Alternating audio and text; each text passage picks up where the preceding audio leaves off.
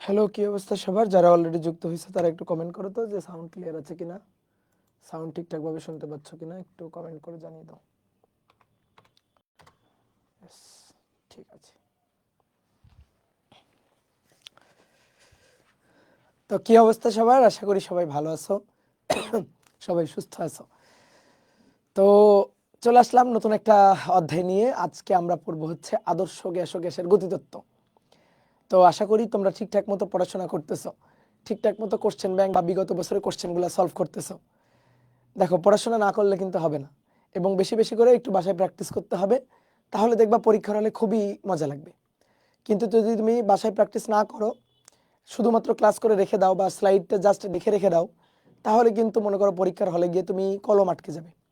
তো যাতে পরীক্ষার হলে গিয়ে কলম না আটকে, ঠিক আছে, এই জন্য বাসায় বাসায় একটু বেশি করে প্র্যাকটিস করতে হবে বাসায় বসে। ওকে, তো চলো আমরা শুরু করে দিই। পড়তে পড়তে দেখবা মাঝে মাঝে হতাশ লাগবে, মাঝে মাঝে একটু কষ্ট হবে। তো তখন একটু ন্যাপ নিবা, চোখ বন্ধ করে একটু ভাববা, আচ্ছা আমি চান্স পাওয়ার পরে কত মজা হবে, চান্স পাওয়ার পরে মা বাবা কত খুশি হবে, তাই না? এরকম একটু দেখবা, চোখ বন্ধ করে ভাববা, দেখবা একটা মোটিভেশন চলে আসবে। ঠিক আছে, একটা উদ্যম একটা ব্যাপার স্যাপার চলে আসবে। তো তখন আবার জোরদার পড়াশোনা করা শুরু করে দিবা। ঠিক আছে, তো চলো আমরা শুরু করি। আজকে আমরা পড়বো আদর্শ গ্যাস ও গ্যাসের গতিতত্ত্ব। তো প্রত্যেকটা অধ্যায়ের মতো এই অধ্যায়ের সূত্রগুলো আমি আগে একটু লিখে দিই। দেখো, গ্যাসের তিনটা সূত্র আছে, বয়েলের সূত্র, চার্লসের সূত্র, আর একটা হচ্ছে চাপীয় সূত্র। তাহলে আমরা এই সূত্রগুলো একটু আগে বলে নিই। দেখো, বয়েলের সূত্র হচ্ছে স্থির তাপমাত্রায় গ্যাসের চাপ এবং আয়তনের মধ্যে সম্পর্ক নির্দেশ করে। বয়েলের সূত্র যে কোনো গ্যাসের উপর যত বেশি প্রেসার দিবা, আয়তন তত কমে আসবে। তাহলে স্থির তাপমাত্রায় আয়তনের সাথে স্থির তাপমাত্রায়, তাহলে তাপমাত্রা টি থাকবে কনস্ট্যান্ট। টি কনস্ট্যান্ট থাকলে সেই প্রক্রিয়াকে কি বলে বলতো? সমষ্ণ প্রক্রিয়া। সমষ্ণ, উষ্ণতা সমান। তাহলে সমষ্ণ প্রক্রিয়ায় ভি এবং পি পরস্পরের ব্যস্তানুপাতিক। তাহলে অতএব P1 V1 ইকুয়াল টু হবে P2 V2। এই যে এটা হচ্ছে আমাদের বয়েলের সূত্র। আর বয়েলের সূত্র যদি গ্রাফ দেখায় তোমাকে, পি বনাম ভি এর গ্রাফ, তো পি এর সাথে ভি ব্যস্তানুপাতিক। ব্যস্তানুপাতিক কিন্তু এভাবে না, লিনিয়ার না, ব্যস্তানুপাতিক হচ্ছে একটা এরকম বক্ররেখা। তো এটা হচ্ছে আয়তাকার অধিবৃত্ত। এই যে রেখাটা, এটার নাম কি? এই বক্ররেখাটার নাম, এটা আয়তাকার অধিবৃত্ত। অনেক সময় আসতে পারে যে পি বনাম ভি এর গ্রাফ কেমন হবে, আয়তাকার অধিবৃত্ত হবে, আয়তাকার অধিবৃত্ত হবে। এবার আসো চার্লসের সূত্র। চার্লসের সূত্র চার্লস হচ্ছে তাপমাত্রার সাথে আয়তনের সম্পর্ক নির্দেশ করে। কখন? স্থির চাপে, প্রেসারটা কনস্ট্যান্ট থাকবে। চিন্তা করো, কোনো একটা গ্যাস সিলিন্ডারে গ্যাস আছে, প্রেসারটা ফিক্সড কনস্ট্যান্ট রাখবো, তাহলে যত বেশি তাপমাত্রা বাড়াবো গ্যাসের আয়তন তত বাড়বে। তাহলে তাপমাত্রার সাথে আয়তনের সম্পর্ক কেমন হবে? সমানুপাতিক। তাহলে এটা হচ্ছে স্থির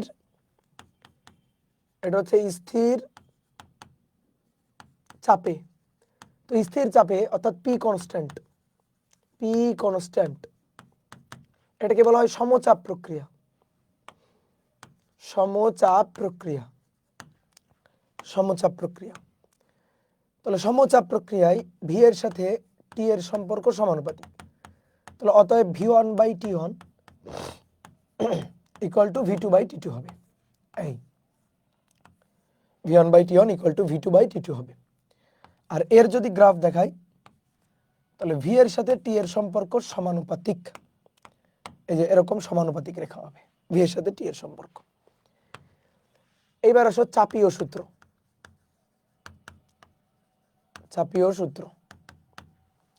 তিনটা সূত্র, বয়েলের সূত্র, চার্লসের সূত্র, চাপীয় সূত্র। এবার এই চাপীয় সূত্র কি বলতেছে? চাপীয় সূত্র বলতেছে স্থির আয়তনে অর্থাৎ আয়তন ভি থাকবে কনস্ট্যান্ট। তাহলে এটা সম আয়তন প্রক্রিয়া। তাহলে আয়তনটাকে কনস্ট্যান্ট রাখা হয়েছে। ধরো একটা সিলিন্ডারে আদর্শ গ্যাস রাখা আছে, সুপারগুলো আঠা দিয়ে পিস্টনটাকে আটকে রাখা হয়েছে, পিস্টন উপরে উঠে যেতে পারবে না। তাহলে পিস্টন উপরে উঠে যাইতে পারবে না। তুমি এবার যদি চুলায় বসায় সিলিন্ডারটার উপরে তাপ দিতে থাকো, তাহলে তাপমাত্রা বাড়লে ভিতরে গ্যাসের প্রেশারটাও বাড়বে। তাহলে প্রেশারের সাথে পি এর সাথে টি এর সম্পর্ক হবে সমানুপাতিক। তাহলে ঠিক আগেরটার মতো P one by T one equal to হবে P two by T two, P one by T one, P two by T two. আর গ্রাফটা কেমন হবে? গ্রাফটা হচ্ছে পি এর সাথে টি এর সম্পর্ক কেমন? সমানুপাতিক, এই যে সমানুপাতিক।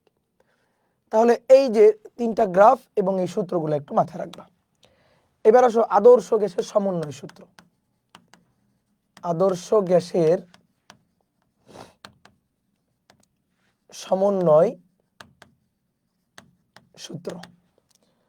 ধরো দুটো পাত্রে দুটো আদর্শ গ্যাস রাখা আছে বদ্ধ হয়ে, দুটো সিলিন্ডারে দুটো আদর্শ গ্যাস রাখা আছে। এই একটা সিলিন্ডার আর এই একটা সিলিন্ডার। ধরো পিস্টন সংযুক্ত করে এই দুইটা সিলিন্ডারে আদর্শ গ্যাস রাখা আছে। এইবার ভালো করে বোঝো, এই সিলিন্ডারে আদর্শ গ্যাস N1 মোল, এই সিলিন্ডারে N2 মোল। এই সিলিন্ডারে গ্যাসের আয়তন V1, গ্যাসের উপর প্রযুক্ত চাপ P1, গ্যাসের টেম্পারেচার T1। আর এই পাত্রে ধরো আয়তন কমানো হয়েছে, প্রেসার বাড়ানো হয়েছে, তাপমাত্রাকে ধরো চেঞ্জ করা হয়েছে। তাহলে এরকম এই যে দুইটা সিলিন্ডার আছে, তা আমি চাচ্ছি এদের মধ্যে সম্পর্ক কি তাপগতীয় চলকগুলোর মধ্যে। আদর্শ গ্যাসের সূত্র দেখো, আদর্শ গ্যাসের একটা সূত্র আমরা জানি, পিভি ইকুয়াল টু এনআরটি। যদি জিজ্ঞেস করা এই সূত্রটা কখন খাটে, ভাই সূত্রটা আদর্শ গ্যাস হলেই খাটে। আদর্শ গ্যাস হলেই তুমি সূত্রটা খাটাইতে পারবা। সমচাপে, সমউষ্ণ, সম আয়তন, রুদ্ধতাপীয়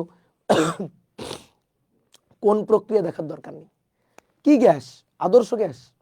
কোন প্রক্রিয়া আছে দেখার দরকার নেই। পিভি ইকুয়াল টু এনআরটি সর্বদাই খাটে, মাথায় রেখো। হ্যাঁ, তাহলে পিভি ইকুয়াল টু এনআরটি।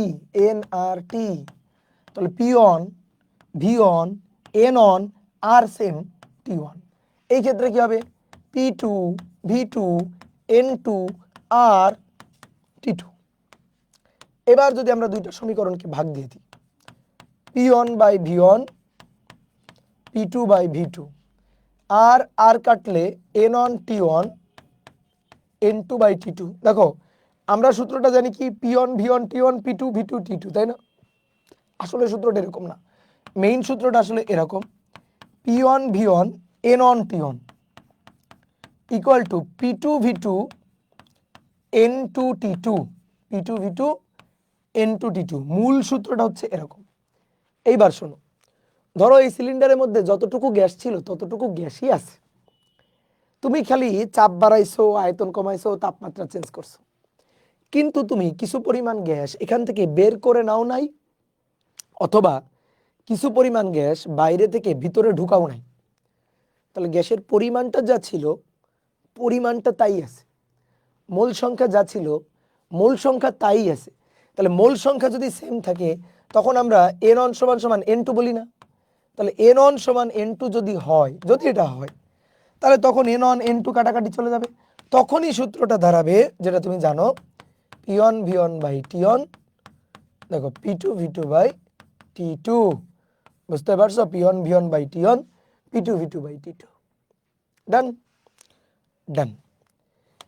এবার আসো আদর্শ গ্যাসের গতিশক্তির সূত্র। আদর্শ গ্যাসের কিছু সূত্র দেখো, সূত্রের চেইনটা আমি দেখাই দিই, কেমনে অনেকগুলো সূত্র আমি লিখে ফেলবো। আদর্শ গ্যাসের ক্ষেত্রে মেইন সূত্রটা হচ্ছে একটা বড় প্রমাণ, তোমার বইয়ে আছে। প্রমাণ করে আমরা লাস্টে পাই গ্যাসের উপর প্রযুক্ত চাপ হবে 1/3 mn সি স্কয়ার বার। যে ভাই সি স্কয়ার বার কি? বেগের বর্গের গড়। বেগের বর্গের গড়। গ্যাসের অণুগুলা কি স্থির আছে? না, কি করতেছে? ছোটাছুটি করে বেড়াচ্ছে। তাহলে ছোটাছুটি করে বেড়ালে গ্যাসের অণুগুলার বেগ আছে, এক একটা অণুর বেগ এক এক রকম। তাহলে বেগের বর্গের গড় মান, তাহলে 1/3 mn সি স্কয়ার বার। ওকে, এবার আসো, এটা পি 1/3, এম হচ্ছে একটা অণুর ভর, এন হচ্ছে টোটাল অণুর সংখ্যা। একটা অণুর ভর, এটা টোটাল অণুর সংখ্যা। বুঝতে পারছো? আচ্ছা এটা এটা সরি পি না, এটা পিভি ইকুয়াল টু সরি, তাহলে একটা অণুর ভর আর টোটাল অণুর সংখ্যা, তাহলে তো ভাই এটা মোট ভর, এটা তো বড় এম, মোট ভর, একটা অণুর ভর ইন্টু টোটাল অণুর সংখ্যা, তাহলে এটা তো মোট ভর এম, তাহলে বড় এম সি স্কোয়ার বার। এবার একটা জিনিস খেয়াল করে দেখো তো, P equal to 1/3 M divided by V C square bar. ভাই এম বাই ভি মানে কি rho, P equal to 1/3 rho C square bar, তাহলে C square bar equal to কত 3p বাই রো। এবার দুই পাশে দাও একটা বর্গমূল করে দিছো, তাহলে সি স্কোয়ার বেগের বর্গের গড় মানের বর্গমূল, বেগের বর্গের গড় মানের বর্গমূল। ভাই এটা কি সিআরএমএস, তুমি আর এটা মুখস্থ করবে না, জাস্ট আমি তোমার একবার দেখাই রাখলাম। তাহলে সিআরএমএস ইকুয়াল টু, তোমার এই সূত্রটা ভালো লাগবে, খুবই খুবই ইম্পর্টেন্ট সূত্র, √3p by rho. CRMS equal to √3p by rho. তাহলে সিআরএমএস কি, গ্যাসের অণুর মূল গড় বর্গবেগ। সিআরএমএস এর পরিচয়টা লিখে দিই, গ্যাসের অণুর মূল গড় বর্গ বেগ। দেখো নামের লাস্টের দিক থেকে আসবা, root mean square velocity, square করবা, দেখো বেগের স্কোয়ার করবা, মিন মিন মানে গড় করবা, তারপরে রুট রুট মানে বর্গমূল করবা, এই দেখো তাই হয়েছে, বেগের বর্গের গড় মানের দেন বর্গমূল, বেগের লাস্টের দিক থেকে বেগের বর্গের গড় মানের দেন মূল বর্গমূল। ওকে, মনে রাখার সিস্টেম কিন্তু শিখাই দিলাম। এবার এখান থেকে একটা সূত্র আসে, সূত্রটা হচ্ছে দেখো এই যে PV equal to 1/3 M C square bar. দেখো গতিশক্তি হচ্ছে হাফ এম ভি স্কোয়ার, গতিশক্তি হচ্ছে half M V square, half M V square গতিশক্তি। এটা আছে 1/3, তাহলে এটাকে 2/3 করা যায়, 2/3 লেখা যায়, 2 আর 2 কাটাকাটি গেল, আর এখানে থাকলো PV, PV 2/3 half M V square, half M V square গতিশক্তি ই, তাহলে অতএব গতিশক্তি ই ইকুয়াল টু 3/2 পিভি, অতএব গতিশক্তি ই ইকুয়াল টু এই যে 3/2 পিভি, গতিশক্তি গ্যাসের অণুর গতিশক্তি।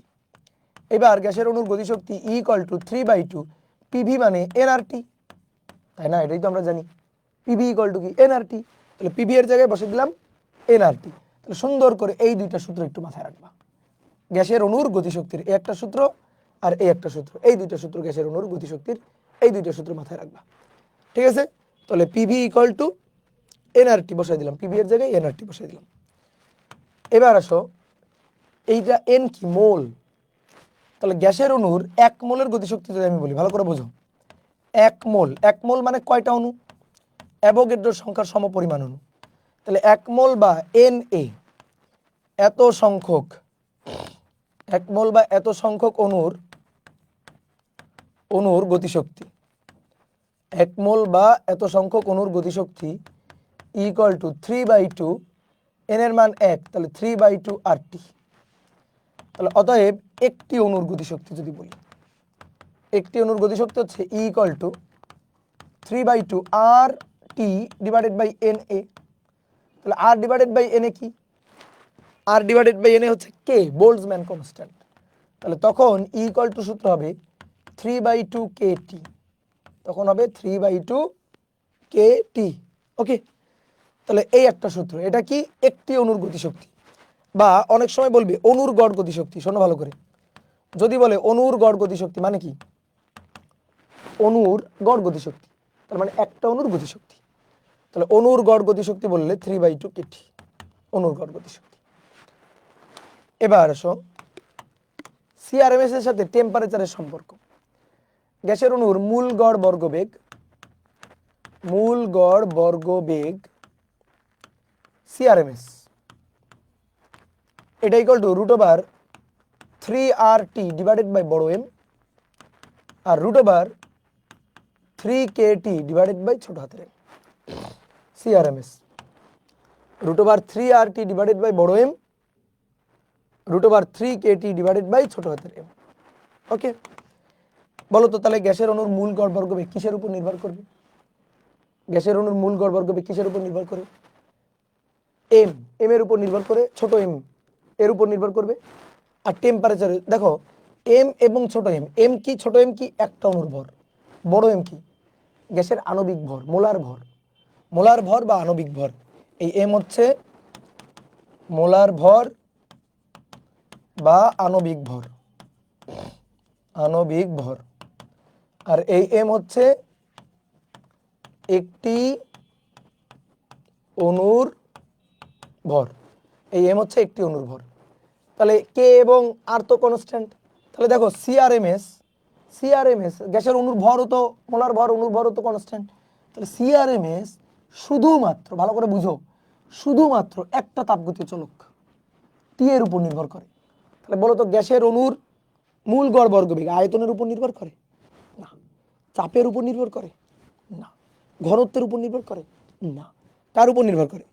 টেম্পারেচারের উপর নির্ভর করে। তাহলে CRMS is only function of temperature. তাহলে সি সমানুপাতিক √T। তাহলে C1/C2 হবে √T1/T2। বুঝতে পারছো? এটা কিন্তু লাগবে, ভেরি ভেরি ইম্পর্টেন্ট একটা সূত্র। ওকে, এবার আসো গ্যাসের ক্ষেত্রে গ্যাসের গড় মুক্ত পথ, গড় মুক্ত পথকে ল্যামডা দিয়ে লেখা হয়। দেখো গ্যাসের অণুগুলো ছোটাছুটি করতেছে না, আমি আগে তোমার একটু গড় মুক্ত পথ বুঝাই। গ্যাসের অণুগুলো ছোটাছুটি করতেছে না, তাহলে মনে করো এই একটা অণু, গ্যাসের অণুগুলোর তো আর চোখ নাই, পাত্রের মধ্যে অসংখ্য অণু আছে। অণুগুলো যখন ছোটাছুটি করবে তখন একটা অণু গিয়ে আরেকটা অণুকে ধাক্কা দিবে। তাহলে একটা অণু এই যে সরল রৈখিক পথে গিয়ে একটা অণুকে ধাক্কা দিল, ধাক্কার পরে দুইটা অণু আবার দুই দিকে চলে যাবে, একটু পরে ওই দুইটা অণুর সাথে আবার ধাক্কা লাগবে। তো এইভাবে একটা অণুর কথা চিন্তা করো, এই অণুটা এইদিকে যাচ্ছে, গিয়ে এখান থেকে আরেকটা অণু আসছে, তার সাথে ধাক্কা লাগলো, এই যে অণুটার সাথে ধাক্কা লাগলো।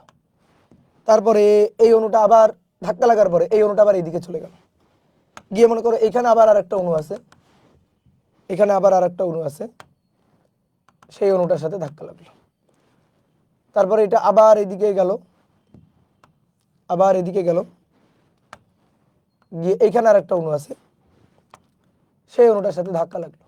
তাহলে এই যে দেখো, এখানে একটা ধাক্কা লাগছে, এখানে একটা ধাক্কা লাগছে, এই দুইটা ধাক্কার মধ্যবর্তী সময়ে অণু ফ্রিলি, স্বাধীনভাবে একটা দূরত্ব অতিক্রম করছে না, D1, এটাই একটা মুক্ত পথ। D2 এটা একটা মুক্ত পথ, D3 এটা একটা মুক্ত পথ। এই মুক্ত পথগুলার গড় যদি হিসাব করি তাহলে সেটাই হবে গড় মুক্ত পথ। এই মুক্ত পথগুলার গড় যদি হিসাব করি তাহলে সেটাই হবে গড় মুক্ত পথ। তো গড় মুক্ত পথ তিনজন বিজ্ঞানী বের করছে, গড় মুক্ত পথকে ল্যামডা দিয়ে প্রকাশ করা হয় এবং তিনজন বিজ্ঞানী বের করছে। তো একজন হচ্ছে ক্লসিয়াস, প্রথম জন ক্লসিয়াসের গড় মুক্ত পথের সূত্র হচ্ছে, গড় মুক্ত পথকে ল্যামডা দিয়ে লেখা হয়, সূত্র হচ্ছে 1/n π σ²। গড় মুক্ত পথ থেকে তোমার প্রশ্ন তেমন আসে না, আসার সম্ভাবনা খুবই কম, বাট অ্যাটলিস্ট সূত্রগুলো শিখে রাখো। ক্লসিয়াসের সূত্রটা হচ্ছে 1/n π σ²। বোলজম্যানের সূত্র হচ্ছে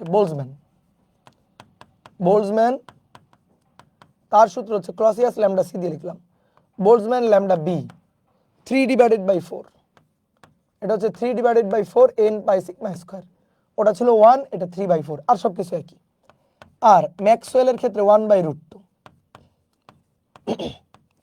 ম্যাক্সওয়েলের ক্ষেত্রে ল্যামডা এম, এটা হচ্ছে 1/√2 n π σ²।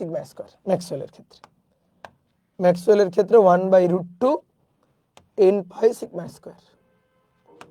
এই হচ্ছে সূত্র। আচ্ছা, এন কি? এন হচ্ছে একক আয়তনে অণুর সংখ্যা। এই যে পাত্রের মধ্যে গ্যাসের অণু আছে, একক আয়তনে কতগুলো অণু আছে সেটা হচ্ছে ছোট হাতের এন। তাহলে ছোট হাতের এন এর পরিচয় হচ্ছে একক আয়তনে অণুর সংখ্যা। দেখো খুবই সুন্দর করে গুছাই গাছাই দিচ্ছি, তুমি জাস্ট পরীক্ষার আগে বা এই অধ্যায় সলভ করার আগে, কোশ্চেন ব্যাংকে ঢোকার আগে এই যে প্রথম কয়েকটা পৃষ্ঠা ভালো করে দেখবা, একক আয়তনে অণুর সংখ্যা। তাহলে আর তোমার বই পড়া লাগবে না, বইয়ের ভিতর খুঁজে খুঁজে সূত্র বের করা লাগবে না। আর এই সিগমাটা কি? সিগমা হচ্ছে অণুর ব্যাস, নট ব্যাসার্ধ, অণুর ব্যাস। আমি একটা চিত্র এঁকে দিই, এই যে অণুর ব্যাস হচ্ছে সিগমা, এটা হচ্ছে সিগমা, ব্যাসার্ধ না কিন্তু। ওকে, তাহলে এটা গেল গড় মুক্ত পথের সূত্র, এটা গেল গড় মুক্ত পথের সূত্র। এবার আসো স্বাধীনতার মাত্রা, স্বাধীনতার মাত্রা। দেখো গ্যাস ভিন্ন ভিন্ন, গ্যাসের আণবিক বিন্যাস ভিন্ন ভিন্ন, তাহলে ডিগ্রি অফ ফ্রিডম স্বাধীনতার মাত্রা হবে ভিন্ন ভিন্ন। তো স্বাধীনতার মাত্রা বের করবো আসো। তাহলে এক পারমাণবিক গ্যাস, এক পারমাণবিক গ্যাস কি? হিলিয়াম, নিয়ন, আর্গন, ক্রিপ্টন, রেডন, জেনন। এই যে এক পারমাণবিক গ্যাস একটা পরমাণু দিয়ে অনুগঠিত। তাহলে এদের ক্ষেত্রে ডিগ্রি অফ ফ্রিডম এফ হবে 3। ডিগ্রি অফ ফ্রিডম এফ কিভাবে বের করতে হয় জানো? এফ বের করার একটা সূত্র আছে। এফ ইকুয়াল টু হচ্ছে 3 into X minus Y. X কি? এক্স হচ্ছে কতগুলো কণা দ্বারা অনুগঠিত, কতগুলো কণা দ্বারা, কণা বা এক পরমাণু দ্বারা, কণা দ্বারা অণুটা গঠিত।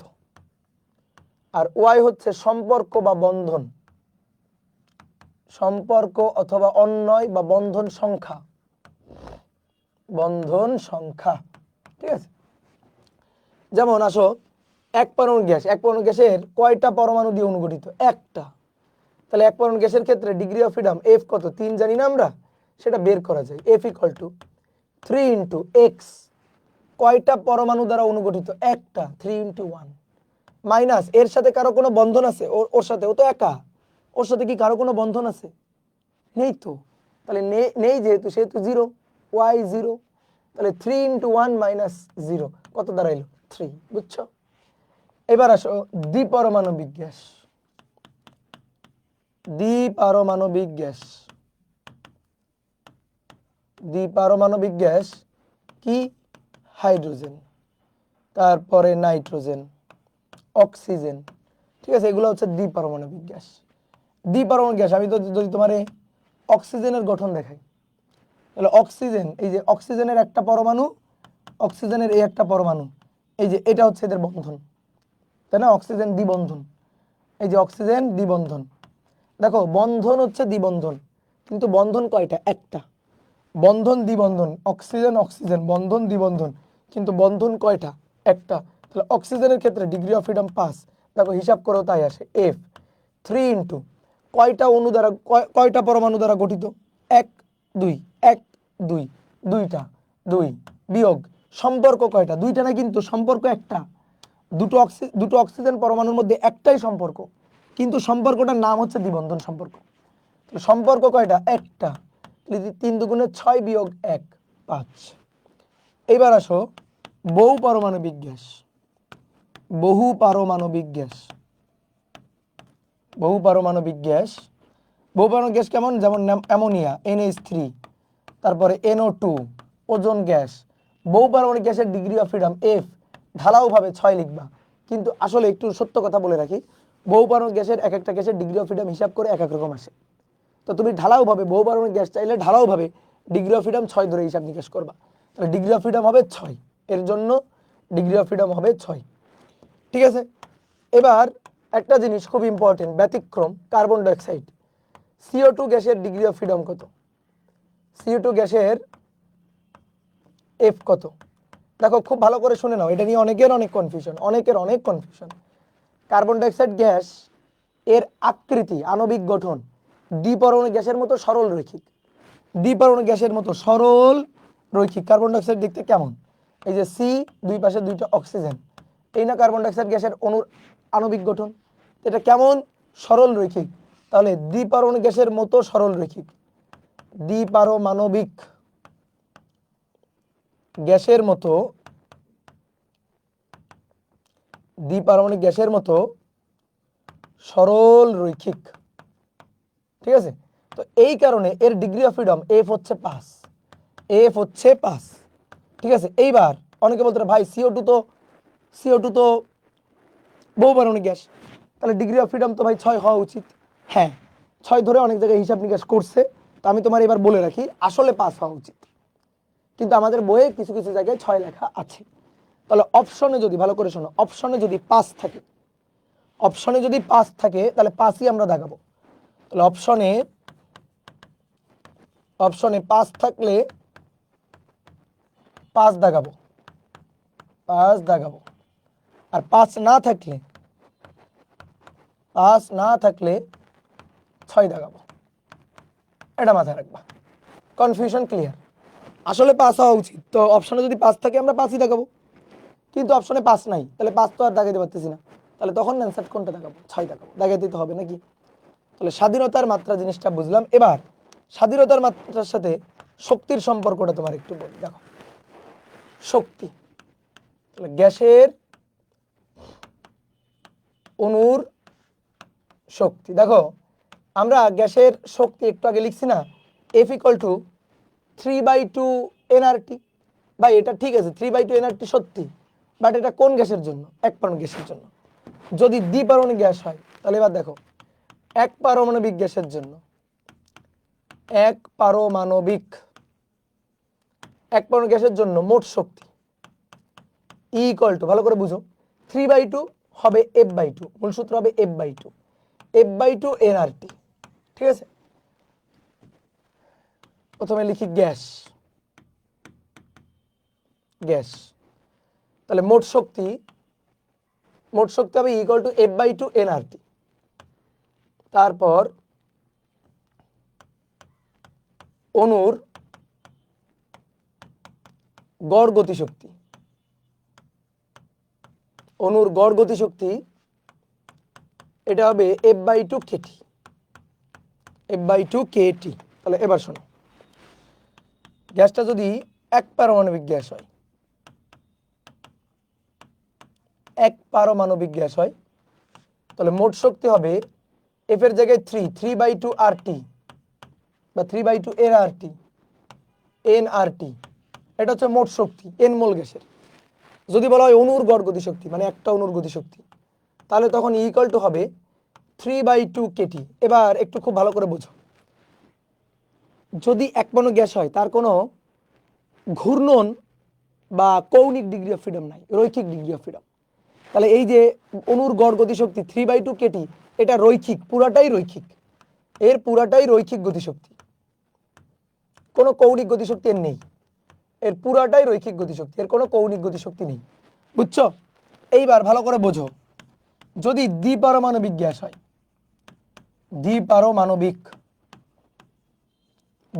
গ্যাস যদি হয়, তাহলে মোট শক্তি হবে দ্বিপারমাণবিক গ্যাস, তাহলে F এর মান 5, ডিগ্রি অফ ফ্রিডম 5। 5-এর মধ্যে কাহিনী কি জানো? 3টা হচ্ছে রৈখিক, এক্স অক্ষ, ওয়াই অক্ষ, জেড অক্ষ, 3টা রৈখিক, আর বাকি 2টা হচ্ছে কৌণিক, বা ঘূর্ণন। তাহলে হবে 5/2 nRT। তাহলে অণুর গড় গতিশক্তি হবে, 5/2 kT, যার মধ্যে রৈখিক হচ্ছে 3/2 kT।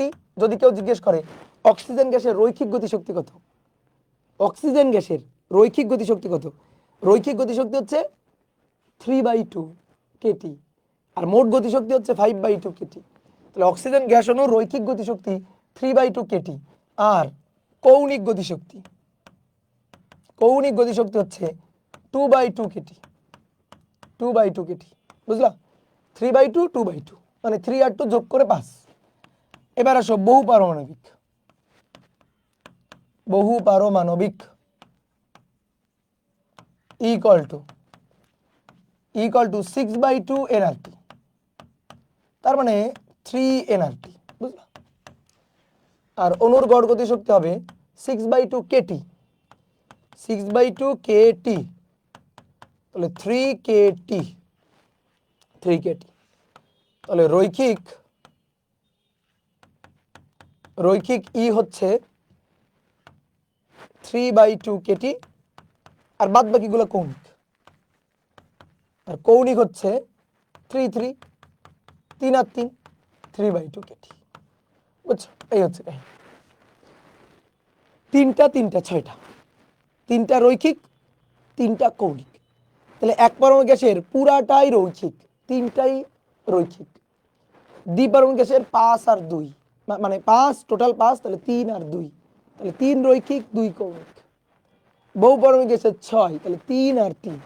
বুঝতে পারছো কাহিনী? তাহলে এগুলো একটু মাথায় রেখো।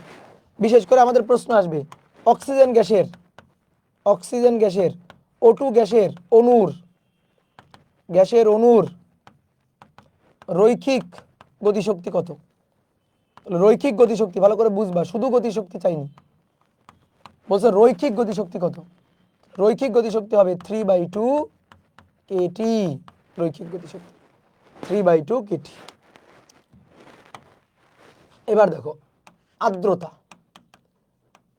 বাতাসে জলীয় বাষ্প থাকে, বাতাসে, এই যে তুমি যে রুমে আসো এই রুমে বাতাসে জলীয় বাষ্প আছে। কিভাবে বুঝবা?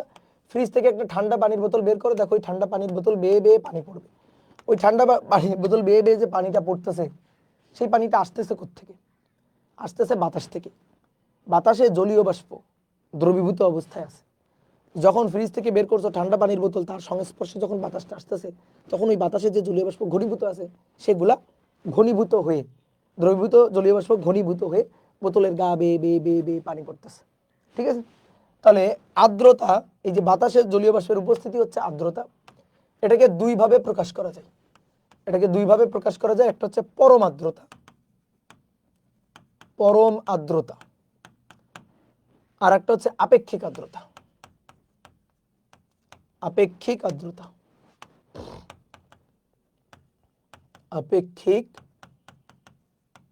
আর্দ্রতা। পরম আর্দ্রতা কি? পরম আর্দ্রতা হচ্ছে বাতাসের জলীয় বাষ্প কতটুকু ঘনীভূত আছে তার পরিমাণ ডিভাইডেড বাই আয়তন। অর্থাৎ একক আয়তনের বায়ুতে কি পরিমাণ জলীয় বাষ্প ঘনীভূত আছে? ভি আয়তনের বায়ুতে আছে এম পরিমাণ জলীয় বাষ্প। তাহলে একক আয়তনের বায়ুতে আছে m/v পরিমাণ জলীয় বাষ্প। কথা কি বুঝছো? তাহলে একক কি হবে? এর একক হচ্ছে m এর মান কেজি আর v এর মান মিটার কিউব। তাহলে কেজি মিটার কিউব হচ্ছে একক। মেইন জিনিসটা হচ্ছে আপেক্ষিক আর্দ্রতা। আপেক্ষিক আর্দ্রতাকে আর দিয়ে লেখা হয়। আপেক্ষিক আর্দ্রতা কি? কোনো নির্দিষ্ট আয়তনের বায়ুতে কি পরিমাণ জলীয় বাষ্প উপস্থিত আছে আর কি পরিমাণ জলীয় বাষ্প ধারণ করতে পারে, এটার রেশিও। তাহলে বায়ুতে উপস্থিত জলীয় বাষ্প, বায়ুতে সংক্ষেপে লিখতেছি, বায়ুতে উপস্থিত জলীয় বাষ্প, ঠিক আছে, আর নিচে হচ্ছে সর্বোচ্চ ধারণক্ষম জলীয় বাষ্প। সর্বোচ্চ ধারণক্ষম জলীয় বাষ্প, সর্বোচ্চ ধারণক্ষম জলীয় বাষ্প গুণ 100%। বায়ুতে উপস্থিত জলীয় বাষ্প আর নিচে হচ্ছে সর্বোচ্চ ধারণক্ষম জলীয় বাষ্প গুণ 100%। বায়ুতে উপস্থিত জলীয় বাষ্প হচ্ছে ছোট এফ, সর্বোচ্চ ধারণক্ষম জলীয় বাষ্প হচ্ছে বড় হাতের এফ। ঠিক আছে? এফ দিয়ে বলা যায়, আবার ভর দিয়েও বলা যায়, যে ভর এম বাই বড় এম অথবা এফ বাই এফ। তা আমরা এফ বাই এফটাই লিখবো, বুঝছো? চাপ বাই চাপ, শিশিরাঙ্কে সম্পৃক্ত জলীয় বাষ্প চাপ, বায়ুর তাপমাত্রায় সম্পৃক্ত জলীয় বাষ্প চাপ। শিশিরাঙ্কে এটা, বায়ুর তাপমাত্রায় এটা, শিশিরাঙ্কে এটা, বায়ুর তাপমাত্রা এটা, গুণ 100%। তাহলে এই জিনিসটা মনে রাখবা, এই সূত্রটা মনে রাখবা। আমি লিখে দিচ্ছি, এই ছোট এফ হচ্ছে শিশিরাঙ্কে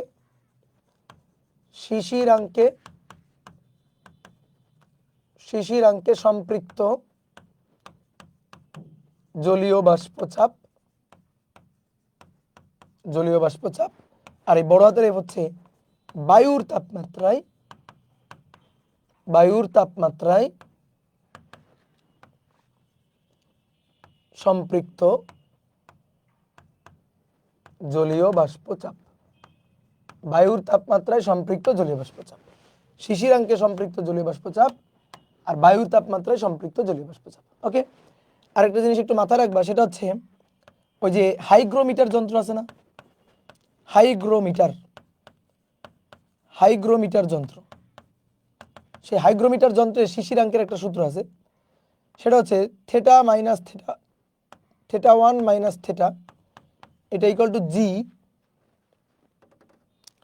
বা এভাবে লিখি theta equal to theta 1 minus G, theta 1 minus theta 2। তাহলে এই থেটাটা কি? থেটাটা হচ্ছে শিশিরাঙ্ক,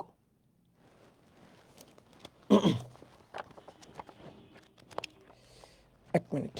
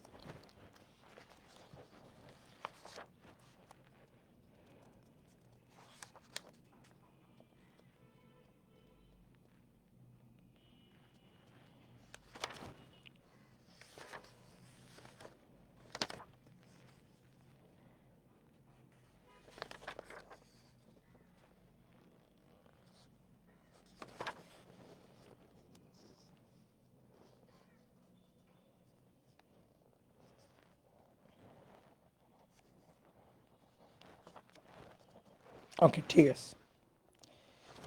ওকে, তাহলে এই গেল মোটামুটি আমাদের সূত্র, ঠিক আছে। আর তারপরে যদি আর 2টা পৃষ্ঠা রাখছি, যদি আর কিছু লাগে। এবার তাকাও, আসো দেখি পারি কিনা। নিয়ন গ্যাসের ক্ষেত্রে গামার মান কত, এটা এই অধ্যায়ের টপিক।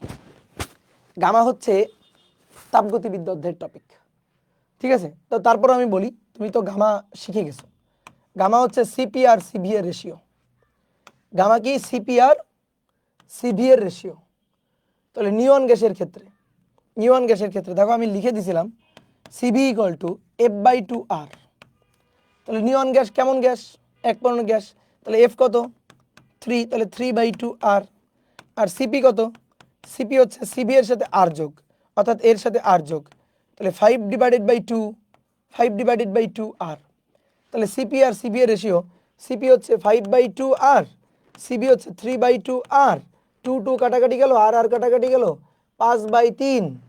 দেখো আমি তোমার হিসাবটা দেখালাম, বাট তুমি কিন্তু হিসাব করবে না। নিয়ন গ্যাস কি? এক পরমাণু গ্যাস। এক পরমাণু গ্যাসের ক্ষেত্রে গামার মান কত? 1.67। শেষ কাহিনী, এখানে কত মুখস্থ। যদি দ্বিপরমাণু গ্যাস হইতো 1.4, আর যদি বহুপরমাণু গ্যাস হয় 1.33। মনে আছে? মনে আছে? গামার মান কত? তাহলে এফ এর মান নিয়ন গ্যাসের ক্ষেত্রে, নিয়ন গ্যাস এক পরমাণু গ্যাস, এফ এর মান হচ্ছে 3 আর গামার মান হচ্ছে 5/3 বা 1.67। ডান। স্বাভাবিক তাপমাত্রা চাপে আর এর মান হচ্ছে, আর এর 2টা মান, একটা হচ্ছে 8.31 জুল পার মোল পার কেলভিন, জুল পার মোল পার কেলভিন, ঠিক আছে। আর একটা হচ্ছে 0.0821, 0.0821। এটা হচ্ছে সিজিএস এককে, এটা হচ্ছে সিজিএস এককে, এটিএম পার মোল পার কেলভিন, এরকম ডিগ্রি সেলসিয়াস। তো 8.31 আছে, 8.31। এবার এককটা দেখো, জুল পার মোল পার কেলভিন, অর্থাৎ 1 নম্বরটা ঠিক। স্থির চাপে কোন তাপমাত্রায় কোন গ্যাসের মূল গড় বর্গবেগ প্রমাণ চাপ ও তাপমাত্রার মূল গড় বর্গবেগের অর্ধেক হবে? সি এর সাথে টি এর সম্পর্ক, সি এর সাথে টি এর সম্পর্ক, তাই তো। তো C equal to √/, 3RT divided by বড় হাতের এম, 3RM কনস্ট্যান্ট। তাহলে C1/C2 লিখে দিছি, কিন্তু দেখো লেখা আছে T1/T2। তাহলে কোন তাপমাত্রায় কোনো গ্যাসের মূল গড় বর্গবেগ প্রমাণ চাপ ও তাপমাত্রার মূল গড় বর্গবেগের অর্ধেক হবে? অর্থাৎ মনে করো T1, এটা প্রমাণ তাপমাত্রা 273 কেলভিন, তাতে মূল গড় বর্গবেগ C1 আছে সি। প্রশ্ন হচ্ছে কোন তাপমাত্রায় T2 কত হলে C2 হবে সি এরই আবার অর্ধেক? বসাও এবার। উপরে সি, এটা C/2 √/, 273, নিচে T2। তাহলে সি আর সি কাটাকাটি করলাম, 2 দুগুণে 4, 273/T2। তাহলে T2 ইকুয়াল টু 273কে 4 দিয়ে ভাগ করো। তাহলে 4 দিয়ে যদি ভাগ করি, 4 × 7 = 28, 4 × 6 = 24, 25, 26, 27, 3, 33, 4 × 8 = 32। তাহলে 68 দশমিক সামথিং, 68 দশমিক সামথিং। 273, 1092, 34 দশমিক না, 68 দশমিক সামথিং। শেষ। স্থির চাপে কোন তাপমাত্রায় গ্যাসের কোন গ্যাসের তাপমাত্রা ও আয়তন যথাক্রমে এত? আচ্ছা, তাপমাত্রা সেলসিয়াস স্কেলে দ্বিগুণ করা হলে এর আয়তন কত গুণ হবে? আয়তন কত গুণ হবে? তাহলে কিসের সম্পর্ক? স্থির চাপে তাপমাত্রার সাথে আয়তনের সম্পর্ক সমানুপাতিক, ভি সমানুপাতিক টি। V1/T1 ইকুয়াল টু হবে V2/T2। দেখবা কোশ্চেন ব্যাংকের এখন ম্যাথগুলো খুবই ইজি, তুমি ওই সূত্রগুলো দেখে নিবা, তারপরে ম্যাথ নিজেই না পারবা। তাহলে V1 এর মানটা 10 লিটার, বলছে আয়তন দ্বিগুণ হবে। আর V1 এর মান 10 বসানোর দরকারই নেই, ভি বসালাম, আর V2 বসালাম 2V, দ্বিগুণ হবে। কোন তাপমাত্রায় নাকি? সেলসিয়াস স্কেলে দ্বিগুণ করা হলে এর সরি সেলসিয়াস স্কেলে দ্বিগুণ করা হলে আয়তন কত গুণ হবে? তাহলে আয়তন ধরলাম V1, V2টা আমি বের করতে চাই। তাহলে এবার দেখো T1 হচ্ছে 30 ডিগ্রি সেলসিয়াস, আর T2 সেলসিয়াস স্কেলে দ্বিগুণ হলে এর দ্বিগুণ হলে 60 ডিগ্রি সেলসিয়াস। এবার T1 এর মান বসাবো। যখন আমি হিসাব নিকাশ করব তখন কিন্তু খবরদার ডিগ্রি সেলসিয়াস না, তখন সবসময় কেলভিন। তাহলে 30 + 273, আর T2 হবে 60 + 273। 60 প্লাস 273, তাহলে 30 প্লাস 273 আর 60 প্লাস 273, 60 প্লাস 273 কি এখানে নিয়ে আসি, 3 7 8 9 10 11 12 13, 13 3 হাতে 1, 333 বাই আর 3, তারপরে 7 8 9 10 0 হাতে 1, 303, এত ভি ইকুয়াল টু V2। তাহলে 333 বাই 303 1 পয়েন্ট সামথিং হবে, 303 333 1 পয়েন্ট সামথিং, তাহলে V2 হবে 1 point something, 1 point something into V. এবার দেখো কোথায় আছে 1.5 অন দের না ভাই, 303 এর দের গুণ নাকি 333 না, 1 পয়েন্ট সামান্য সামথিং, এই যে এটাই হচ্ছে অ্যান্সার, 1 পয়েন্ট সামান্য সামথিং। ওকে, তারপর বলছে স্বাভাবিক তাপমাত্রা ও চাপে কিছু পরিমাণ শুষ্ক বায়ুকে ধ্রুব তাপমাত্রায়, এই তো কাহিনী, ধ্রুব তাপমাত্রায় সংনমিত করে আয়তন অর্ধেক করা হলে চূড়ান্ত চাপ কত হবে। দেখো স্বাভাবিক চাপ বা প্রমাণ চাপ, স্বাভাবিক চাপ বা প্রমাণ চাপ 1.01325 ইন্টু 10 টু দি পাওয়ার 5, ঠিক আছে। তো এটাকে অনেকে 1.01 ইন্টু 10 টু দি পাওয়ার 5 এতটুকু দিয়ে লেখে। তাহলে ধ্রুব তাপমাত্রায় আয়তনের সাথে চাপের সম্পর্ক P1 বাই T1 হবে P2 by T2, P2 by T2। তাহলে স্বাভাবিক তাপমাত্রা ও চাপ, স্বাভাবিক তাপমাত্রা 273, প্রমাণ তাপমাত্রা 273, স্বাভাবিক তাপমাত্রা ফিজিক্সের 273, এটা ধরে হিসাব নিকাশ হবে, ফিজিক্সের সব কিছু হিসাব নিকাশ 0 ডিগ্রি সেলসিয়াস বা 273। P1 এর মান 1.01 ইন্টু 10 টু দি পাওয়ার 5, আর নিচে T2 ধ্রুব তাপমাত্রায়, সরি ধ্রুব তাপমাত্রায় আয়তন আর চাপ, sorry P1 V1 P2 V2, sorry P1 V1 P2 V2, P1 1.01325 into 10 to the power 5, V1 এর মান V ধরলাম, P2 বের করতে হবে, V2 হচ্ছে অর্ধেক V বাই 2, V আর V কাটাকাটি গেল, তাহলে P হবে দ্বিগুণ, অর্থাৎ 1.01 এর দ্বিগুণ মানে 2.0264 এরকম কিছু একটা, 2.02 গুণ 10 টু দি পাওয়ার 5 এত প্যাসকেল বা নিউটন পার মিটার স্কোয়ার আছে এটা, ইয়েস আছে, ওই যে 2.02 into 10 to the power 5।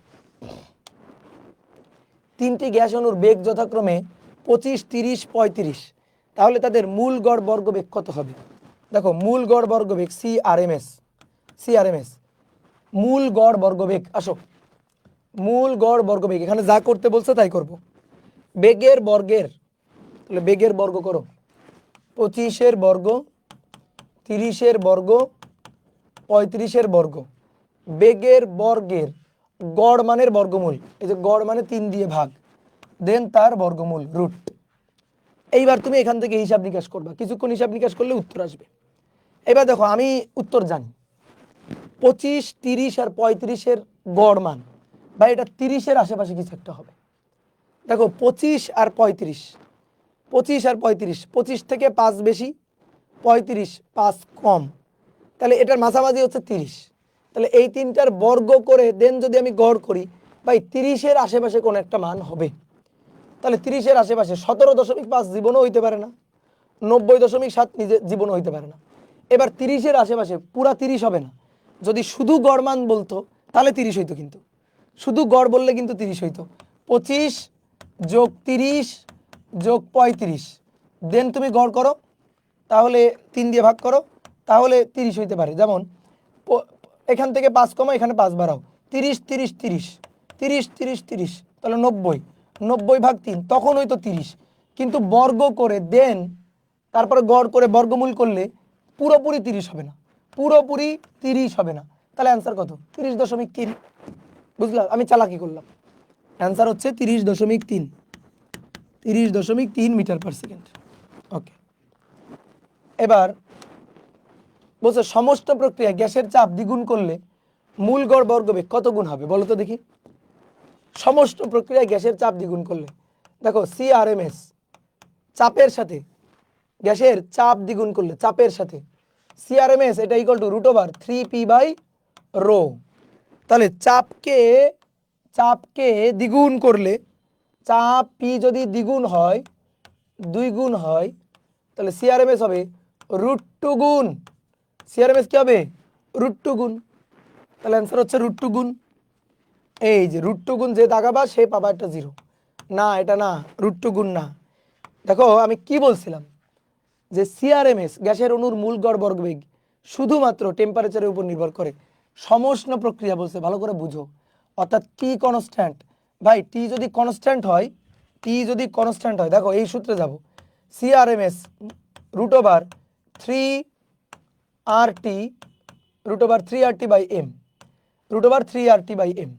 R constant, M আণবিক ভর কনস্ট্যান্ট, টি সমষ্ণ বলে কনস্ট্যান্ট, সমষ্ণ, তাহলে এটা কনস্ট্যান্ট, তাহলে সিও হবে কনস্ট্যান্ট, নো চেঞ্জ, কোনো পরিবর্তন হবে না। তাহলে অ্যান্সার হচ্ছে নো চেঞ্জ। বুঝলা? বুঝতে পারছো? অনেকে তো ভাই এই সূত্র দিয়ে তো চেঞ্জ হচ্ছে চাপ দ্বিগুণ করলে। ভাই তুমি চাপটাকে দেখবা, নিচে ঘনত্ব দেখবা না? যদি প্রেসার দ্বিগুণ করা হয়, চাপ দ্বিগুণ করা হয়, গ্যাসটারও ঘন হয়ে গেল না? ঘনত্ব দ্বিগুণ হয়ে গেল না? ঘনত্ব বেড়ে গেল না? তাহলে চাপ বেড়ে ঘনত্ব বেড়ে যাচ্ছে, তাহলে উপরে চাপ দ্বিগুণ, নিচে ঘনত্ব দ্বিগুণ, চাপ দ্বিগুণ, ঘনত্ব দ্বিগুণ, তাহলে 2 আর 2 কাটাকাটি করে দাও, 2 আর 2 কাটাকাটি করে দাও, তাহলে সিআরএমএস সেম থাকবে, সিআরএমএস এর কোনো চেঞ্জ হবে না, সিআরএমএস সেম থাকবে। বোঝা গেছে? এই হচ্ছে কাহিনী। তাহলে মাথায় রাখবা, সিআরএমএস কার উপর নির্ভর করে? Is only function of temperature, শুধুমাত্র টেম্পারেচারের উপরে। আয়তন যা হবে চেঞ্জ হোক, চাপ যা হবে চেঞ্জ হোক, ঠিক আছে, ঘনত্ব যে চেঞ্জ হবে হোক, শুধু দেখবো তাপমাত্রার কোনো চেঞ্জ হয়েছে কিনা। তাপমাত্রা যদি দ্বিগুণ হয় সিআরএমএস দ্বিগুণ, তাপমাত্রা যদি অর্ধেক হয় সিআরএমএস অর্ধেক, তাপমাত্রা যদি কোনো চেঞ্জ না হয় সিআরএমএস এরও কোনো চেঞ্জ হবে না। ভালো করে আত্মায় গেঁথে নাও কথাটা। ত্রৈধ বিন্দুতে পানির বাষ্পচাপ পারদস্তম্ভের কত উচ্চতার সমান? 4.58, মুখস্থ অ্যান্সার। ঠিক আছে, এটা কিন্তু মুখস্থ করে রাখতে হবে।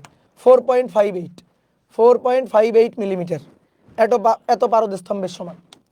একই তাপমাত্রায় একটি নির্দিষ্ট ভরের গ্যাসের আয়তন 10% কমাতে হলে চাপ শতকরা কত বাড়াতে হবে? চাপ শতকরা কত বাড়াতে হবে? দেখো কি বলছে, একই তাপমাত্রায় একটি নির্দিষ্ট ভরের গ্যাসের আয়তন 10% কমাইতে হলে তাপমাত্রাটা থাকবে কনস্ট্যান্ট, তাহলে টি কনস্ট্যান্ট, তাহলে টি কনস্ট্যান্ট থাকলে peon ভিয়ন P2 V2, peon ভিয়ন P2 V2, তাহলে পিয়নের মান ধরলাম পি, আয়তন 10% কমাতে হলে তাহলে আয়তন ধরলাম, ভিয়ন ছিল ভি, P2 কত বের করতে হবে? 10% কমানো মানে ভি মাইনাস ভি এর 10%, ভাই 10% কমালে থাকে 90%, সহজ কথা। তাহলে 0.9 ভি আর কি, ভি আর ভি কাটাকাটি করলাম, তাহলে অতএব P2 হবে 1/0.9 পি, 1/, বা P/0.9, তাহলে P2 হবে এটা। এবার চাপের কত বাড়াতে হবে? চাপ কত বাড়াতে হবে? তাহলে পরিবর্তন, শতকরা পরিবর্তন, ΔP/P গুণ 100%। দেখো বলছে না যে চাপের কি পরিবর্তন করতে হবে? শতকরা কি পরিবর্তন? তাহলে আগে ছিল পিয়ন পি, এখন হয়েছে P2, তাহলে পরিবর্তন কি হয়েছে? P2 minus peon. আর আদিতে কি ছিল? আদিতে ছিল পিয়ন, এটা পিয়ন হবে কি, তাই না? আদিতে ছিল পিয়ন, এটা কোত্থেকে আসলো? ঐকিক নিয়ম। পিয়নের জন্য চাপের পরিবর্তন ΔP, এককের জন্য ΔP/P, অতএব 100%-এর জন্য শতকরা, তো সেটাই করছি, তো এটা একবারে করে ফেলছি, গুণ 100%। এবার ভাই মান বসো, আসো। P2 এর মান P/0.9 মাইনাস 1/, পিয়নের মান P, ঠিক আছে, তাহলে P কমন যাবে, P কমন যাবে, কমন গেলে থাকে 1/0.9 মাইনাস 1 গুণ না 100%, গুণ 100%, তাহলে নিচে 0.9, 1 মাইনাস 0.9 গুণ 100%, 1 মাইনাস 0.9, তাহলে 1 থেকে 0.9 বাদ দিলে 0.1, 0.1, 0.9 গুণ 100%। এবার পয়েন্ট উঠায় দাও, পয়েন্ট উঠাই দিলে 1/9, তাহলে 100-কে 10 দিয়ে ভাগ করলে 10, তাহলে 9 দিয়ে ভাগ করলে 11 দশমিক সামথিং, তাহলে 11 দশমিক সামথিং, এই যে এত পার্সেন্ট, 11 দশমিক সামথিং, তাহলে অ্যান্সার হচ্ছে ওই যে 11 দশমিক। বুঝছো? এটা 1 আর এটা 9, পয়েন্ট 2 উঠাই দিলাম, তাহলে নিচে থাকলো 9। 100কে 10 দিয়ে ভাগ করলে 10 হয়, তাহলে 100কে 9 দিয়ে ভাগ করতেছি, তাহলে একটু বেশি হবে, 11 হবে, 11 দশমিক সামথিং হবে। তাহলে ওই যে 11.1%। কথা কি বুঝছো? এবার এটা একটা চালাকি দিয়ে করা যায়। এটা একটা চালাকি কি, এই যে আয়তন আর চাপের মধ্যে সম্পর্ক ব্যস্তানুপাতিক, অর্থাৎ পি ইকুয়াল টু কে 1/ভি। তাহলে P equal to K V to the power -1। তাহলে দেখো ডেল পি বাই পি হবে এই পাশে del V by V, V এর পাওয়ার কত -1। তাহলে -1 আয়তন কি করা হয়েছে 10% কমানো, তাহলে -10%, -10%, মাইনাসে মাইনাসে প্লাস, তাহলে ডেল পি বাই পি হবে প্রায় 10%-এর আশেপাশে একটা অ্যান্সার। তাহলে প্রায় 10%-এর আশেপাশে, তো তখন একটু কনফিউশন হয় এটা হবে নাকি এটা হবে, এই কনফিউশনটা হয়। ঠিক আছে, তো বাড়াতে হবে বলছে, শতকরা কত বাড়াতে হবে, তো একটু বুদ্ধি খাটায় যদি অ্যান্সার দিতে পারো আর কি। 10% তো আসছে, তাহলে অ্যাটলিস্ট 9.1 তো না, তাহলে 10-এর থেকে একটু বেশি হবে। তো 10-এর থেকে একটু বেশি, পরের বেশি, 10-এর থেকে একটু বেশি মান হচ্ছে এটা, এটা অনেক বেশি, 10-এর থেকে আর একটু বেশি বেশি। তো একটু বুদ্ধি খাটায় অ্যান্সার দিতে পারলে হবে। তাহলে এটা একটা প্রসেস, আর এটা হচ্ছে মেইন প্রসেস। আমি মেইন প্রসেসে করে একেবারে তোমার দেখাই দিলাম। কোনো গ্যাসের 3টি অণুর বেগ যথাক্রমে 2, 3, 4 হলে তাদের মূল গড় বর্গবেগের মান কত? এই যে মূল গড় বর্গবেগ, বেগের বর্গের গড় মানের বর্গমূল, তাহলে CRMS √2 square 3 square 4 square divided by 3। ঠিক আছে, এটা দেখো হিসাব করা লাগে না, 2, 3, 4, তাহলে দেখো 4 আর 2 এর মাঝখানে 3, তাহলে অ্যান্সার হবে 3 পয়েন্ট সামথিং। অ্যান্সার হবে 3 পয়েন্ট সামথিং, যেটা আছে সেটা, এই যে এটা হচ্ছে অ্যান্সার 3 পয়েন্ট সামথিং। বা কীভাবে, 4 4 16, 17 আর 3 3 9, তাহলে 16, 17, 18, 19, 20, 21, 22, 23, 24, 25, আর হচ্ছে 4, 26, 27, 28, 29, তাহলে √29, উপরে √29 বাই নিচে 3, √29 বাই 3। তাহলে দেখো যদি এমন হইতো যে √29, তাহলে 5 5 25, আর 6 6 36, ঠিক আছে, 6 6 36, তাহলে এটা তো 36 থেকে একটু কম আর কি, 29, 16, 9 আর 4 ডিভাইডেড বাই, আচ্ছা সরি, এই যে এটা তো পুরোটা √29 বাই 3, তাহলে 3 আর 29 কাটাকাটি করলে 3 নং 27, 3 নং 27, আর 3 আটা 3 10 30, তার মানে 9 পয়েন্ট সামথিং। দেখো 9 পয়েন্ট সামথিং, তো 9কে বর্গমূল করলে 3, 9কে যদি বর্গমূল করা হয় 3, তাহলে 9 পয়েন্ট সামথিং, তাহলে 9 পয়েন্ট সামথিং, তাহলে একে যদি বর্গমূল করা হয় 9 পয়েন্ট সাম, তাকে যদি বর্গমূল করা হয় তাহলে 3 পয়েন্ট সামথিং হবে, তাহলে 3 পয়েন্ট সামথিং। ওকে, ডান হয়ে গেল। 0 ডিগ্রি সেলসিয়াস তাপমাত্রায় বায়ুর চাপ এত হলে এত ডিগ্রি সেলসিয়াস তাপমাত্রায় বায়ুর চাপ কত হবে? দ্বিগুণ হবে, দ্বিগুণ হবে, কারণ 0 থেকে 373 ডিগ্রি সেলসিয়াস দ্বিগুণ। কেমনে দ্বিগুণ? এই যে, আচ্ছা আমাদের বলছে তাপমাত্রায় চাপ কত হবে, চাপ আর তাপমাত্রার সম্পর্ক লিখি, তাহলে P1/T1 P2/T2 সমানুপাতিক সম্পর্ক, সমানুপাতিক সম্পর্ক। T1 হচ্ছে 0 + 273, 273, আর T2 হচ্ছে 273 + 273। দেখো 273 ডিগ্রি সেলসিয়াস, তাহলে 273 + 273, তাহলে 2 গুণ 273 না, 2 গুণ 273, বুঝছো, 273 + 273, তাহলে উপরে P1 4 × 10⁴ আমাদের P2 বের করতে হবে, তাহলে 273 273 গুণ 2, তাহলে কাটাকাটি করে 2, তাহলে অতএব P2 = হবে 8 গুণ 10⁴। অ্যান্সার শেষ। একটি বায়ুর বুদবুদের আয়তন একটি হ্রদের তলদেশ হতে তার পৃষ্ঠে আসার পর বৃদ্ধি পেয়ে 10 গুণ হয়। হ্রদের পৃষ্ঠে বায়ুমণ্ডলের চাপ যদি এত হয়, হ্রদের গভীরতা কত? তোমার একটা শর্টকাট শিখাই দিই। শর্টকাট হচ্ছে হ্রদের গভীরতা H, হ্রদের গভীরতা H, n-1 ρg, n-1 p atmospheric pressure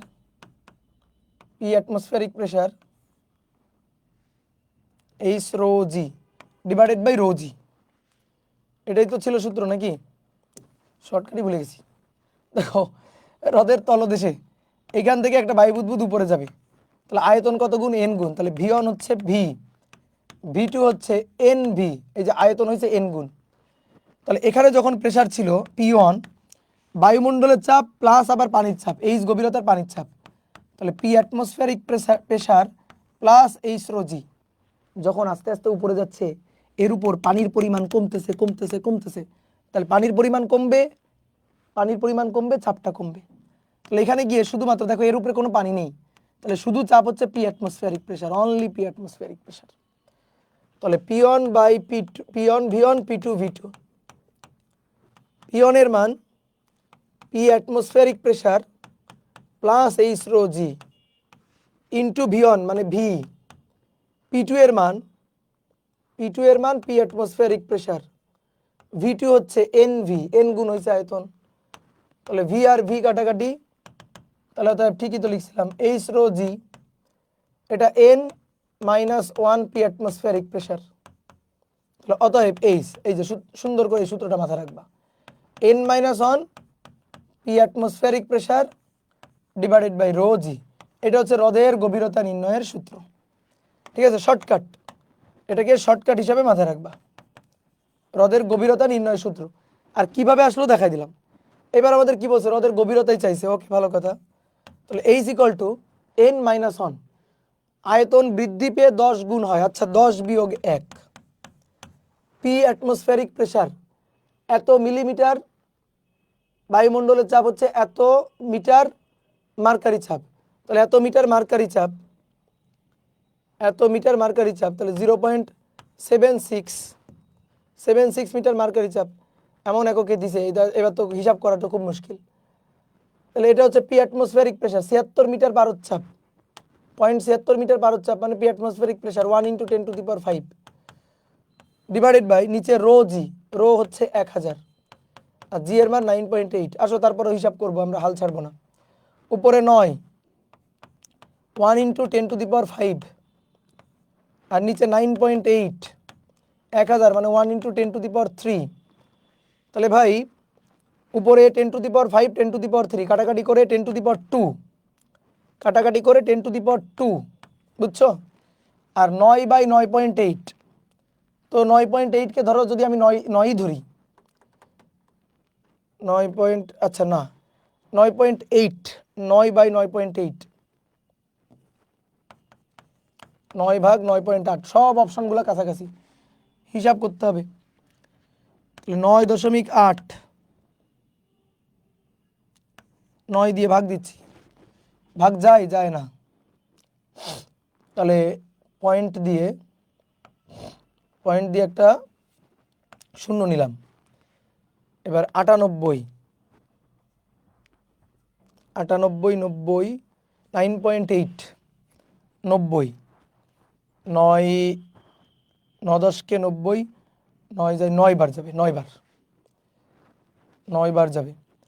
তাহলে 8 নং 72-এর 2 হাতে 7, আর 9 নং 81, 82, 83, 84, 85, 86, 87, 88,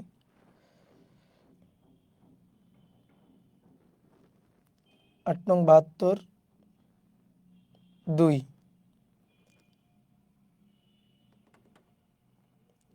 9 10 90, 98, 2, 2, 9, হ্যাঁ 9.8,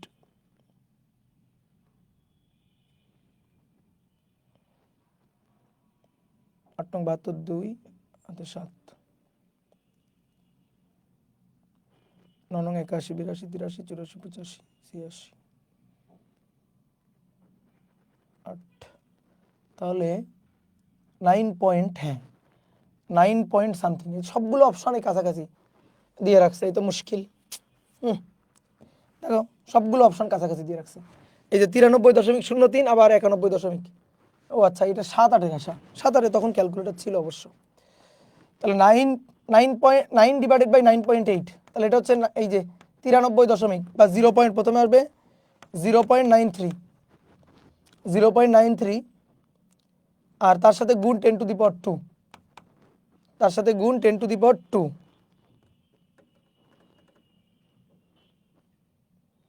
তাহলে 93.93 মিটার।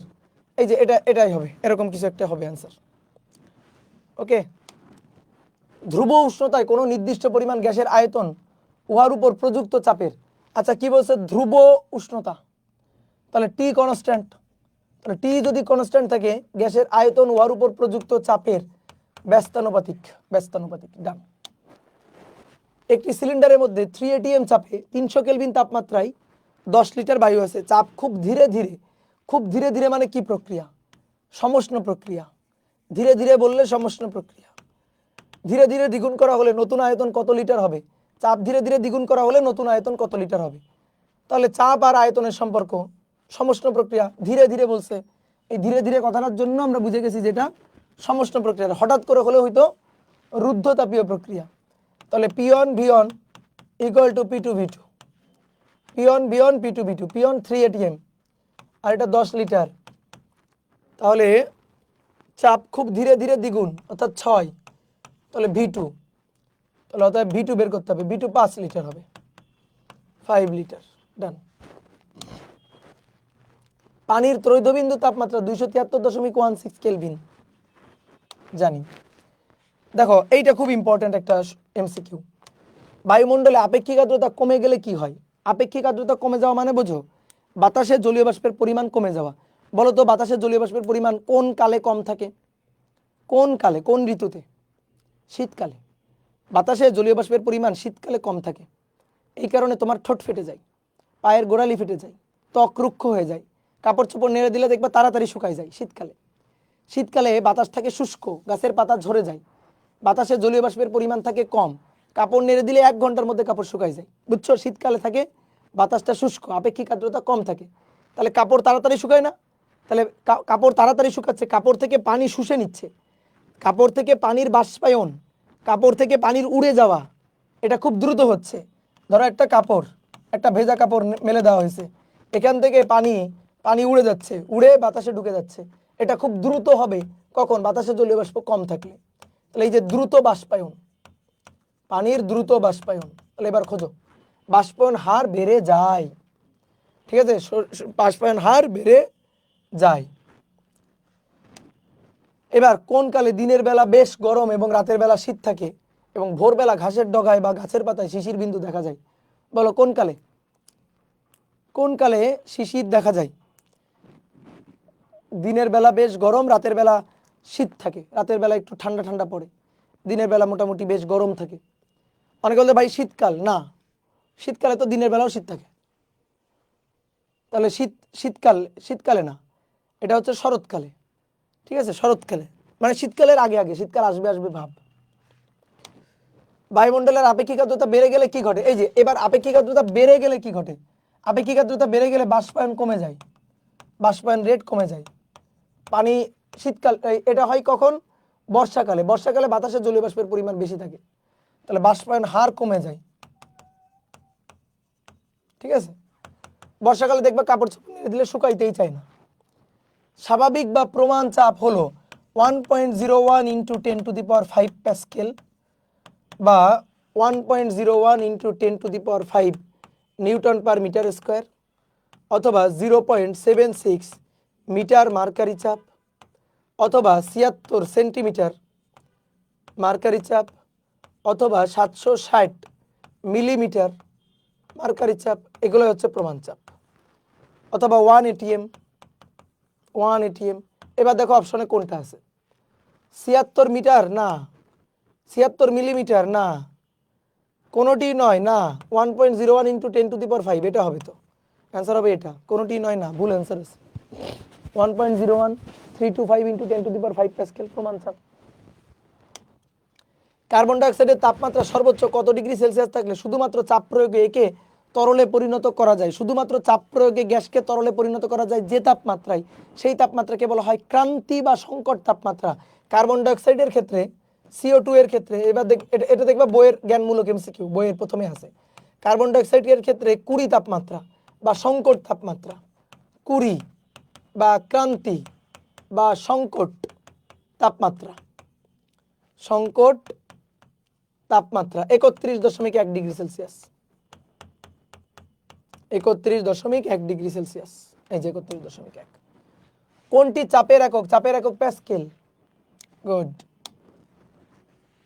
কে এবং আর যথাক্রমে গ্যাসের ধ্রুবক হলে কে ইকুয়াল টু এন আর, আর এর মান এত হলে এত গ্রাম অক্সিজেনের জন্য কে এর মান কত জুল পার কে হবে? আচ্ছা কি বলছো দেখি।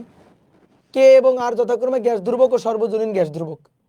কে equal to N R, K equal to N R, N কি মোল সংখ্যা, আর এর মান 8.31, 8.31 জুল হলে এত গ্রাম অক্সিজেন গ্যাসের জন্য কত গ্রাম? 16 গ্রাম। তাহলে 16 ভাগ 32, হাফ মোল, হাফ। তাহলে কে এর মান হবে 4 পয়েন্ট সামথিং, ঠিক আছে, 4.15 সামথিং। তো সেটাই হয়েছে। কোনো স্থানে নির্দিষ্ট সময়ে বায়ুর তাপমাত্রা সম্পৃক্ত জলীয় বাষ্পের চাপ এত এবং শিশিরাঙ্কে, এই যে শিশিরাঙ্কে যেটা সেটা ছোট এফ বলছিলাম, আর বায়ুর তাপমাত্রায় সম্পৃক্ত যেটা, এই যে বায়ুর তাপমাত্রায় সম্পৃক্ত যেটা সেটা বড় হাতের এফ। তাহলে ওই স্থানের আপেক্ষিক আর্দ্রতা কত? এত সহজ জিনিস, ছোট এফ বাই বড় এফ গুণ 100%। তাহলে ছোট এফ এর মান 12, বড় এফ এর মান 16 গুণ 100%। তাহলে কাটাকাটি করো, কত দিয়ে? 4 দিয়ে, 3 4 12, 4 4 16, 3/4 গুণ 100%, 3/4 মানে 75, 4 ভাগের 3 ভাগ, 75%। ডান। দেখছো সহজ জিনিস। স্থির চাপে নির্দিষ্ট ভরের গ্যাসের আয়তন ভি, পরম তাপমাত্রা টি এর পারস্পরিক সম্পর্ক কি হবে? স্থির চাপে pressure P constant, pressure P constant, তাহলে আয়তন এবং তাপমাত্রার সম্পর্ক হবে সমানুপাতিক, ভি সমানুপাতিক টি। আয়তন, গ্যাসের আয়তন ও পরম তাপমাত্রা টি এর পারস্পরিক সম্পর্ক হবে ভি সমানুপাতিক টি। ভুল দেখাইছে, এটা ভুল দেখাইছে, ভি সমানুপাতিক টি হবে ভুল। কোনটি পরিবর্তনে শব্দের বেগ পরিবর্তিত করা হয়? চাপ, ঠিক আছে, চাপ। এটা মনে করো যে এটা অনেক পুরনো দিনের এমসিকিউ। ওই দেখো সাল দেখো 2000 থেকে 2001। তো আমাদের বইয়ে একটা সূত্র ছিল যে গ্যাসের শব্দের বেগ V equal to root over 3p by গ্যাসের শব্দের বেগ V equal to root over 3p by নিচে হচ্ছে রো, সরি রুট ওভার 3 না, গামা পি বাই রো। এই যে গামা পি বাই রো। তাহলে গ্যাসের শব্দের বেগ গামার উপর নির্ভর করে, তিনটা রাশির উপর নির্ভর করে। গামা এর উপর, এটা অনেক পুরনো বই আগে ছিল। তারপর চাপের উপর, পি এর উপর, আর ঘনত্বের উপর, ঘনত্ব রো এর উপর। এবার আছে কে কে আছে? চাপ আছে, তাহলে চাপ। তাহলে গ্যাসের শব্দের বেগ চাপের উপর নির্ভর করে। একই তাপমাত্রা চাপে সমান আয়তনের 70% আর্দ্রতার বায়ুর ভর m1 এবং 90% আর্দ্রতার বায়ুর ভর m2 হলে কোন সমীকরণটি সঠিক? সমান, বায়ুর ভর তো সমান। ভালো করে বুঝো, একই তাপমাত্রা ও চাপে সমান আয়তনের 70% আপেক্ষিক আর্দ্রতার বায়ুর ভর আর 90% আপেক্ষিক আর্দ্রতার বায়ুর ভর, দুইটার মধ্যে সম্পর্ক কি?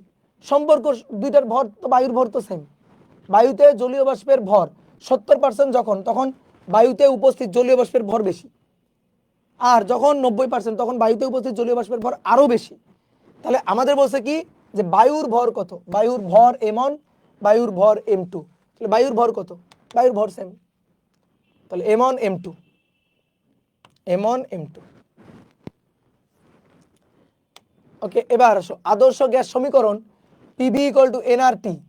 পিভি ইকুয়াল টু এনআরটিতে এন দ্বারা কি সূচিত করা হয়? PV equal to NRT, mole সংখ্যা, মোল সংখ্যা। কোন বস্তুর তাপ বর্জনের হার বস্তু এবং তার পরিপার্শ্বের উষ্ণতার পার্থক্যের সমানুপাতিক। শীতলীকরণ, এই সূত্র কোন বিজ্ঞানীর অবদান? নিউটনের শীতলীকরণ সূত্র, নিউটনের শীতলীকরণ সূত্র, নিউটন। স্থির চাপে কত তাপমাত্রা একটি গ্যাসের অণুর মূল গড় বর্গবেগ স্বাভাবিক চাপ ও তাপমাত্রায় অণুর মূল গড় বর্গবেগের দ্বিগুণ হবে? শোনো, অর্ধেক হলে মাথায় রাখবা, এটা খুব আসে, অর্ধেক হলে মুখস্থ অ্যান্সার 68.25 কেলভিন। আর যদি দ্বিগুণ বলে তাহলে 1092, মানে এটা করতে করতে আমার মুখস্থ হয়ে গেছে, বুঝছো? 1092 দ্বিগুণ বললে। এবার এটা পারবা আশা করি, কারণ ভাই কিভাবে করতে হবে, একটা করাই দিছি না, C1/C2 রুট ওভার হবে T1/T2, শেষ। ওকে, স্থির চাপে গ্যাসের আয়তন প্রসারণ সহগের মান কত? গ্যাসের আয়তন প্রসারণ সহগ বা চাপ প্রসারণ সহগ যেটাই বলো না কেন, 1/273 per degree Celsius, 1/273 per degree Celsius. যদি স্থির চাপে আয়তন প্রসারণ বলে তাহলে গামা পি, স্থির চাপে আয়তন প্রসারণ সহগ, স্থির চাপে আয়তন প্রসারণ সহগ, স্থির চাপে আয়তন প্রসারণ সহগ হচ্ছে গামা পি। আর স্থির চাপে স্থির আয়তনে দেখো যেটা স্থির গামার নিচে সেটা বসে যাবে, স্থির চাপে গামা পি আর স্থির আয়তনে গামা ভি। তাহলে স্থির আয়তনে চাপ প্রসারণ সহগ, তাহলে gamma V 1/273 per degree Celsius. Okay, আয়তন স্থির রেখে 0 ডিগ্রি সেলসিয়াস তাপমাত্রায় নির্দিষ্ট ভরের 1 প্যাসকেল চাপের গ্যাসের তাপমাত্রা 1 ডিগ্রি সেলসিয়াস বাড়ালে এর চাপ কতটুকু বাড়বে? আচ্ছা, আয়তন স্থির রেখে, আয়তন স্থির, তাহলে তাপমাত্রার সাথে চাপের সম্পর্ক P1 by P2, P1 by T1, P2 by T2। তাহলে 0 ডিগ্রি সেলসিয়াস তাপমাত্রায়, তাহলে 0 ডিগ্রি সেলসিয়াস 273 কেলভিন তাপমাত্রায় 1 প্যাসকেল চাপের, 1 প্যাসকেল P1, 1 প্যাসকেল চাপের তাপমাত্রা 1 ডিগ্রি সেলসিয়াস বাড়ালে, 1 ডিগ্রি সেলসিয়াস যদি বাড়ানো হয় তাহলে 0 ডিগ্রি সেলসিয়াস থেকে 1 ডিগ্রি সেলসিয়াস, তাহলে 273 যোগ 1 274 হবে। 274 বাড়ালে এর চাপ কতটুকু বাড়বে? চাপ হচ্ছে P2। তাহলে P2 হচ্ছে 274 ভাগ 273, 274 ভাগ 273, কতটুকু চাপ কতটুকু বাড়বে? তাহলে এটা দেখো, এটা কোনো ভাগ করা হইলো? 274 273 274 এর মধ্যে যায় কয়বার? একবার, একবার যায়, তাহলে 273, তারপরে কত থাকে? 1, তারপরে যায় না, তাহলে পয়েন্ট দিয়ে একটা শূন্য, তারপরে যায় না, তাহলে শূন্য দিয়ে আরেকটা শূন্য, তাও যাচ্ছে না, তাহলে শূন্য দিয়ে আরেকটা শূন্য, তাহলে এবার কত? 1000। 273 1000 এর মধ্যে কয়বার যায়? 273 1000 এর মধ্যে যায় কয়বার? 3 বার মনে হয়, দেখি তো। 3 তিরক্ষে 9, 3 7 21 এর 1 হাতে 2, 3 দুগুণে 3 7 21 এর 1 হাতে 2, বসে গেল 2, আর 3 দুগুণে 6, 6 7 8, 6 7 8, তাহলে 1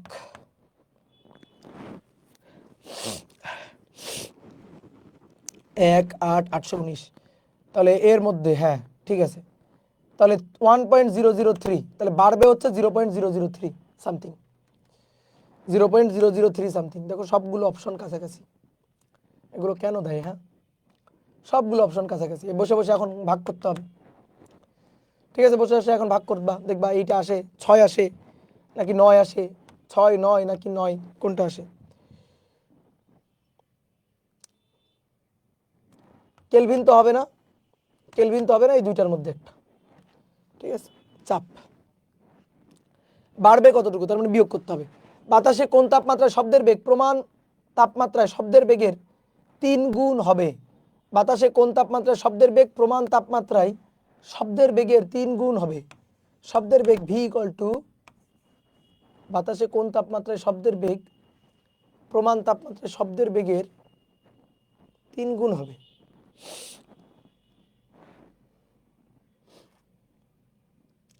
শব্দের বেগ কোত্থেকে আসলো? শব্দের বেগ গামা পি বাই রো।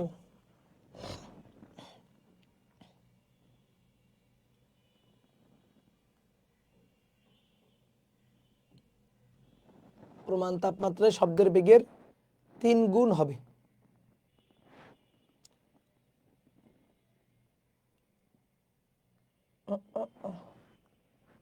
এটা একটু দেখবা তো, বই দেখবা, প্রশ্নটা মনে হচ্ছে উল্টাপাল্টা, কোন পদার্থ গ্যাসীয় অবস্থা হতে তরল অবস্থায় উন্নীত হলে পদার্থটি গ্যাসীয় থেকে তরলে যাবে, তাহলে ঘনীভূত হবে। দেখো, কঠিন থেকে প্লাস তাপ নিয়ে তরল,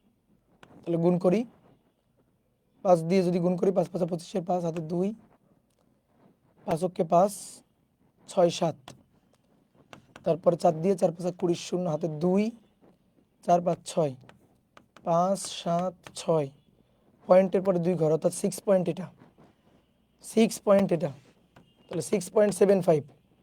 এবার 6.75, 6 আছে ওই যে 62, তাহলে আমি পয়েন্ট এক ঘর আগায় নিয়ে আসি, পয়েন্ট এক ঘর আগায় নিয়ে আসি, তাহলে 0.67, পয়েন্ট এক ঘর আগায় নিয়ে আসলে 10 টু দি পাওয়ার -2, এক ঘর আগায় নিয়ে আসলে 1 যোগ, তাহলে -20, এই যে 0.67 ইন্টু 10 টু দি পাওয়ার -20, দেখো মিলছে, শেষ। ওকে,